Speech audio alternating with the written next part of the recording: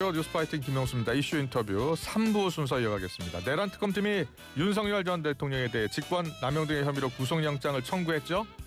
특검이 한덕수 전 총리도 허위공문서 작성 혐의 공범으로 적시를 한 것으로 전해지고 있습니다. 또 김건희 여사 특검은 원희룡 전 국토부 장관도 출국 금지 조치했습니다. 오늘은 경기화성정 민주당 전용기 의원 연결합니다. 의원님 나와 계시죠? 네, 안녕하세요. 전용기입니다. 네, 의원님. 자, 윤 전 대통령 구속영장을 청구됐어요. 네. 네. 66페이지 분량의 영장 청구 내용이 지금 언론을 통해서 공개가 되고 있습니다. 먼저 특검이 조사 18일 만에 출범 18일 만에 영장을 청구한 배경은 어디 있다고 보십니까? 기본적으로 윤석열 전 대통령의 혐의가 입증이 된 것으로 특검은 보고 있는 것 같습니다. 예. 사실 전 국민이 불법 비상계엄을 보지 않았습니까? 예. 그렇기 때문에 신속하고 빠른 판단이 특검팀에게는 필요했다고 보는데요. 예. 그런 차원에서 굉장히 좀 전격적이고 예. 본격적으로 특검이 윤석열 전 대통령에 대한 구속영장을 청구함으로써 네. 이 혐의가 이제는 막바지로 가고 있다. 그래요. 이런 인상을 국민들께 주려고 했던 것 같습니다. 예. 지금 내란 특검 같은 경우에는 특검 수사 기간이 최장 170일이에요. 네. 자, 영장이 청구됐고 영장이 발부가 되면 신병을 확보합니다. 앞으로 150일 가까이 어떤 수사에 더 집중해야 된다고 보세요? 기본적으로 윤석열 전 대통령이 말을 지속적으로 바꾸고 있습니다. 예. 그리고 본인의 혐의를 부인하고 있기 때문에 예. 내란 재판이 아무리 전 국민이 봤던 행위라 예. 하더라도 예. 쉽지 않게 흘러갈 수 있거든요. 아, 그래요? 예. 그렇습니다. 그런 차원에서 이 혐의를 입증하기 위한 증거들을 빨리 확보하고 예. 그리고 그 증인들에 대한 조사를 빨리 끝낸 이후에 재판에 임하기 위해서 먼저 신병을 확보한 것 같습니다. 그래요. 예. 네, 그런 차원에서 내란 특검이 150일이라고 하더라도 예. 저는 굉장히 짧을 수도 있다라고 판단하기 때문에 그래요. 예. 지금 빠른 결단은 아주 중요한 지점에서 한 것 같다라는 생각을 가지고 있습니다. 예. 여러 혐의 가운데 지금 허위공문서 작성 혐의가 있는데 한덕수 전 총리가 공범으로 적시된 것으로 지금 전해지고 있습니다. 어떻게 보셨어요? 네. 기본적으로 한덕수 국무총리 같은 경우에도 계속적으로 부인을 하고 있죠. 그리고 본인이 권한대행을 하면서 이 증거에 대해서 인멸할 수 있는 그런 정황들과 의혹들이 확산되고 있기 때문에 예. 저는 무엇보다 한덕수 권한대행이 이 공범으로 적시된 거면 예. 조금 더 강력한 수사가 필요하다고 봅니다. 예. 네, 더 이상 이 내란 행위를 또 한 번 방치하게 되면 예. 민주주의를 위협할 수 있는 행위들은 또다시 발생할 수 있다고 보기 때문에 예. 이번에는 확실히 끊고 가야 된다라고 하는 측면에서 내란 특검의 어깨가 많이 무거울 것이다라는 말씀도 드리겠습니다. 그래요. 예. 전격적인 영장 청구 서울중앙지법에서 지난 3월 8일이었습니다. 구속 취소 청구를 받아들였고 당시에 이제 석방이 됐는데요. 재구속 가능성 어떻게 보세요? 저는 굉장히 높다고 봅니다. 예. 기본적으로 풀어줬으면 안 됐습니다. 이게 날로 계산하지 않고 시간으로 계산해서 구속을 취소할 수 있다라고 하는 그 재판관의 입장을 전 국민이 누가 이해할 수 있겠습니까? 예. 그런 차원에서 애초에 풀어주지 않았어야 할 인물이기 때문에 재구속 가능성은 굉장히 높다고 보는 것이고 예. 내란 특검이 굉장히 강도 높은 조사를 했고 예. 완벽에 가까운 조서를 썼다. 저는 그렇게 평가를 하거든요. 예. 그런 차원에서 재구속 가능성은 굉장히 높다라고 평가합니다. 그래요. 예. 김건희 특검 이야기 해보겠습니다. 원희룡 전 국토부 장관도 출국 금지 조치했습니다. 네. 네. 이 양평과 관련된 것은 예. 굉장히 많은 의혹으로 남았습니다. 국회에서 수차례 국정감사를 통해서도 많은 조사를 했지만 가장 아쉬운 것이 수사권이 없어서 예. 이 양평 게이트에 대한 사실관계를 규명하지 못했거든요. 예. 그러나 아마 특검이 이렇게 빠르게 출국금지 조치를 한 것은 어떻게 보면 수사를 해보니 예. 굉장한 증거들이 나왔다. 이렇게 평가를 할 수 있을 것 같습니다. 그래요? 그런 예. 차원에서 아마 이 김건희 여사의 양평 게이트도 분명한 의혹이 있을 것으로 보고 있고 예. 특검이 전격적으로 출국 금지를 한 만큼 더 큰 문제가 나오지 않을까. 그리고 사실적 관계가 나오지 않을까 이렇게 기대를 합니다. 예. 전용 의원께서는 국토위 소속이시죠? 그렇습니다. 예, 국토위원이시기 때문에 더 잘 아실 것 같은데요. 이 네. 서울 양평고속도로 종점, 이 종점이 양서면에서 강상면으로 변경하는 과정에서 지금 특혜 의혹이 불거진 거 아닙니까? 네. 예, 이 가장 중요한 것은 이런 점입니다. 예, 누가 요청해서 음, 어떻게 바꿨는가? 예, 이 부분이 사실상 이 수사의 시작일 것이거든요. 예, 만약에 누군가 요구를 했다면 그 사람은 왜 요구를 했는가? 예, 그리고 국토부는 지금까지의 절차가 있었을 텐데 왜 이렇게 갑작스럽게 종점을 변경해서 누구에게 이익을 주려고 했던 것인가? 예, 사실 이 부분이 핵심이거든요. 그래요. 예, 여기에 조사 과정 중에는 여러 가지 논란들이 있었지만 이 예, 해당 부분, 가장 기초적인 부분만 해결하다 보면 음, 국민적 의혹은 충분히 해소될 수 있다. 예. 저희는 그렇게 생각합니다. 그래요. 예. 지금 강상면으로 변경하는 과정에서 이 강상면에 김건희 여사 일가의 땅이 지금 있다는 거잖아요. 그렇습니다. 예. 그러다 보니 염소를 키운다는 의혹이라든지 예. 여러 가지 추가적 의혹들이 많이 불거져 있었는데요. 예. 그러니까 조금 전에 말씀드린 것처럼 이런 여러 가지 의혹들은 사실상 겉다리에 불과합니다. 예. 처음에 도로가 바뀔 수 없음에도 불구하고 갑작스럽게 바뀐 것에 예. 김건희 여사의 입김이 들어갔는지 예. 이 부분을 밝히면 이 관련된 내용들은 전부 나올 것이라고 보고 있고요. 예. 사실 그들만 처벌한다고 끝나지 않습니다. 음.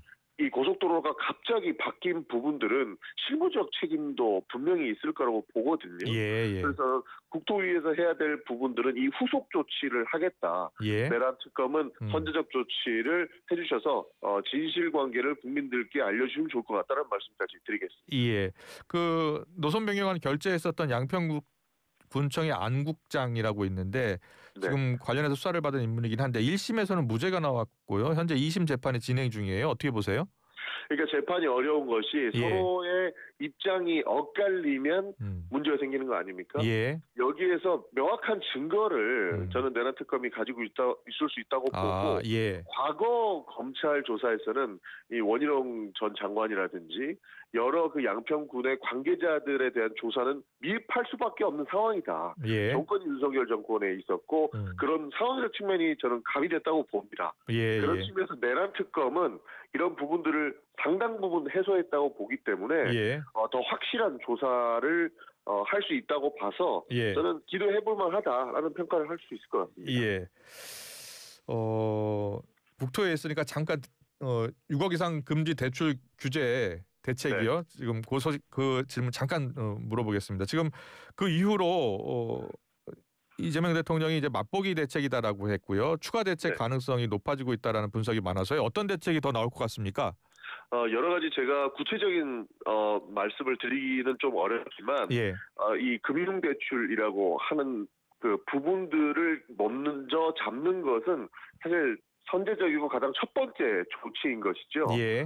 그래서 부동산으로 돈을 벌려고 하는 그 욕심들, 그 욕망들은 통제할 수 없다고 봅니다. 과거 그 부분까지 철학적으로 접근했기 때문에 예. 문재인 정부에서는 실패를 했다고 봐서 그것보다 더 실질적으로 이 부동산을 투자의 규모로 보는, 투자의 성격으로 보는 부분들을 예. 사실상 예방하는 그런 대책을 내놓을 거라고 저는 봅니다. 네. 예. 알겠습니다. 지금 그 양평고속도로 건 같은 경우에는 지금 김건희 특검에서 수사를 하고 있다는 점을 다시 한번 말씀을 드리고요. 계속해서 인사청문회 이야기 좀 해볼게요. 네. 이준숙 부총리 겸 교육부 장관 후보자요. 제자 학위 논문 표절 의혹 등이 있잖아요. 있습니다. 여기에 대해서 민주당은 어떤 생각이십니까? 사실 그 교육부 장관이기 때문에 학위 논문에 대한 검증은 까다롭게 해야 된다고 봅니다. 예. 그러나 청문회 과정 중에서 조금 더 밝혀야 될 부분이 있다고 보는 게 이제 본인의 논문이기보다 제자의 학위 논문에 제1저자로 등록을 했다. 예. 그 책임을 온전히 교수한테 볼 것인가에 대한 논란은 아직도 남아있는 것이거든요. 그래요? 예. 조금 전에 말씀드렸던 것처럼 교육부 장관이기 때문에 논문 검증은 더 까다롭게 해야 됩니다. 네. 그러나 지금 일방적인 주장만 보고 있기 때문에 청문회에서 해당 내용들을 들어본 이후에 말씀을 드려도 저희는 늦지 않다라는 입장입니다. 예. 네. 그럼 청문회 때 좀 더 지켜봐야 된다. 예. 네. 한성숙 중소벤처기업부 장관 후보자. 지금 네. 뭐 부동산 관련해서 편법 증여 투기 의혹이 일고 있잖아요. 어떻게 생각하세요? 분명히 그 부동산의 그 원인을 제공한 측면은 있다라고 볼 수도 있을 것 같습니다. 예. 기본적으로 여러 가지 부동산을 가지고 있다라고 하는 부분들 때문인데, 예. 그러나 이 또한 예. 사실 뭐 어떠한 방식으로 취득을 했는지도 좀 볼 필요가 있을 것 같습니다. 그래요? 예. 여러 야권의 인사들도 항상 얘기하는 것이 예. 본인은 증여받거나 했다면 문제가 없는 부분이 있지 않냐라고 이야기하는 것처럼 분명히 이 부동산 취득 경위에 대한 내용들을 좀 밝혀봐야 예. 그 다음에 후속 조치가 할 수 있는 부분이 나온다고 보거든요. 예. 그리고 이분 같은 경우에는 아무래도 자신의 재산을 일부 내려놓는 방식으로라도 국민들에 대한 그 도리를 다하겠다라고 밝히지 않았습니까? 예. 그런 차원에서 이 부분도 청문회에서 충분히 밝혀질 수 있을 부분이다. 저는 그렇게 보고 있습니다. 그래요. 예. 정의경 복지부 장관 후보자는 질병관리본부장 때 코로나 대응 때 남편이 지금 관련 주사 들인 의혹이 있잖아요. 그렇습니다. 예. 이 부분은 어떻게 보세요? 그 부분도 문제가 됐다면 아마 대통령실에서 저는 임명하지 않았을 거라고 봅니다. 예. 처음에 정의경 성장에 대한 이런 여러 가지 이런 지라시라고 하죠. 예. 여러 가지 그 설들이 돌았을 때 예. 그런 논란들이 있었는데 사실관계와 다른 부분이 너무 많다라고 정의경 후보자가 직접 밝혔습니다. 네. 그렇기 때문에 그 사실관계가 무엇인지, 실제로 문제가 되는 행위가 있었는지에 대해서도 아마 청문회 과정 중에서 저는 나올 것이라고 보고 있습니다. 네. 그래서 우리가 청문회 직전까지 명확한 해명도 듣지 못하고 근거가 없는 상황 속에서 억측으로 모든 것을 이야기하기는 어렵다. 예. 그래서 청문회 과정들을 지켜보면서 이야기해도 늦지 않는다는 말씀 좀 드리고 싶습니다. 그래요. 예. 지라시가 이제 정보지로 표현을 좀 바꾸셨으면 좋겠고, 그런데요, 지금 장관 인사청문회 앞두고 각종 의혹들이 제기는 되고 있어요. 그런데 장관 후보자들이 대부분 인사청문회 당일 때 설명을 하겠다는 거예요. 네. 그동안은 여러 의혹 제기를 언론에서 하면 보통은 최소한의 답변을 내놓거든요. 그런데 대부분 지금 답변이 청문회 때 소명하겠다라는 거예요. 네. 어떻게 생각하세요? 이게 과거와 지금 좀 다른 부분들은 예. 사실 의혹이 제기되면 예. 그에 대한 근거를 정확하게 제시를 하고 예. 해당 부분이 예를 들어서 A부터 Z까지 어떤 부분이 잘못됐다라고 절차적인 문제부터 제기하는 관행들이 있었거든요. 예. 그러나 지금 상황은 남의 허물만을 캐내는 방식을 굉장히 국회가 많이 채택하고 있습니다. 그래요. 그래서 예를 들어서 김민석 총리 후보자 같은 경우에는 네. 장롱 속에 6억을 쟁여놓고 썼다. 라든지 예. 그러니까 애초에 프레임을 잡아놓고 이 사람을 나쁜 사람을 만들기 위한 노력만 하고 있습니다. 예. 그러다 보니 본인의 소명 기회를 철저하게 그 언론 증명 과정에서는 무시하게 되는 측면들이 있는 거죠. 예. 그렇다 보니 청문 과정 중에 이 절차와 기본적인 그 요건들에 대해서는 이야기할 수 있는 기회를 얻어야 본인에게 그래도 유리한 이런 해명 기회가 될 수 있기 때문에 예. 당장의 내용보다는 그러니까 허물만을 보기보다는 네. 진실을 보기 위해서는 청문 과정이 필요하다라고 후보자들이 이야기할 수밖에 없는 그런 상황입니다. 그래요. 아니 근데 간단한 의혹 제기는 답변을 할 수 있잖아요. 근데 꼭 청문회 당일이 아니어도요. 예. 그렇습니다. 충분히 답변할 수 있고 자료를 제공을 할 수 있으나 그 또한 새로운 논란거리를 만든다는 것이. 그 과거에는 보통 그런 문제들을 제기하면 보통 장관 후보자들이 바로 이제 입장을 내거든요. 근데 요즘은 대부분 입장이 청문회 당일 때 밝히겠다는 거예요? 그러니까 여러 가지 바뀐 것에 대해서는 충분히 비판의 지점은 가능하다고 봅니다만, 그러니까 새로운 의혹을 찾기 위해서 말도 안 되는 의혹을 제기한 경우가 많았습니다. 가령 현금 6억 좀 전에 말씀드린 것처럼 분명히 소명이 됐음에도 불구하고 장롱송에 쟁여놨다고 전국의 현수막까지 거는 이런 정치 상황은 정상적이지 않지 않습니다. 이것을 정상으로 돌려놓고 청문 과정을 만들어내는 것이 그 노력이 더 필요하다고 보는 겁니다. 예, 알겠습니다. 계속해서 추경 예산안 관련해서 좀 물어보겠습니다. 이번에 추경안 통과 안 중에 대통령실 특활비 41억 원 부활이 좀 논란이 되고 있어요. 어떻게 보세요? 그렇습니다. 충분히 논란이 되고 국민적 비판을 들을 지점이라고 봅니다. 네. 그러나 대통령실이 운영하는 과정 중에 과거에는 아예 깜깜이 예산이었습니다. 네. 어디에 사용되는지도 모르고 증명도 불가능한 돈이었기 때문에 예. 저희는 지급할 수 없다는 입장이었는데 예. 사실 과거에 이 부분도 충분히 협상을 통해서 다시 살릴 수 있는 기회가 있었음에도 불구하고 계엄 상황이 발생했고 그 이후에 확정이 된 상황이거든요. 그래요. 예. 그러다 보니 이번 정부에 들어와서도 필요하다라는 필요성 문제가 제기가 됐던 것이고 국회에서도 그렇다면 정확하게 증빙하고 어떤 용도로 사용할지를 앞으로 제대로 이야기하라라고 하는 측면에서 일부 이렇게 살려주는 방법을 택했습니다. 그래요. 의원님께서는 어떻게 생각하세요? 이 특수활동비가 영수증 없이 처리할 수 있는 예산이잖아요. 그렇습니다. 예산을 책정해서 쓸 수 없는 그런 특수활동비로만 써야 하는 돈이 실제로 많습니까? 저는 사실 없다라고 말씀드리기 좀 어려울 것 같습니다. 그러나 목적성이 뚜렷한 것들은 충분히 증명할 수 있다고 보는데 그런 부분들을 제대로 증명하지 못했고 그게 공방이 되어서 굉장히 아쉬운 측면이 있는 겁니다. 그러니까 예를 들어서 증명하지 못하는 데는 안보에 의거한다든지 굉장히 조금 이게 밝힐 수 없는 부분들에 대한 사용 집행이 있다라고 하는 일부의 금액들에 대해서는 인정을 하겠으나 이외의 금액들에서는 충분히 증명할 수 있기 때문에 이런 부분들을 대통령실에게 요구를 했던 것이고요. 이번에는 충분히 그 부분이 받아질 수 있을 것 같아서 일부만을 저희는 증액했다라는 말씀 드리는 겁니다. 알겠습니다. 그 대통령실 특활비만 부활된 게 아니라 지금 검찰 특활비도 부활이 됐잖아요. 그렇습니다. 관련해서 민주당에서는 의총에서 좀 여러 가지 공방이 있었던 것 같아요. 어떤 이야기들이 있었고 어떻게 정리가 된 겁니까? 그러니까 검찰 특활비는 사실상 수사 목적의 특활비지 않습니까? 그러나 검찰은 수사와 기소를 분리해서 수사에서는 사실상 손을 떼라라고 하면서 수사를 위한 특활비를 편성하는 것은 앞뒤가 안 맞다라고 하는 분위기가 있었습니다.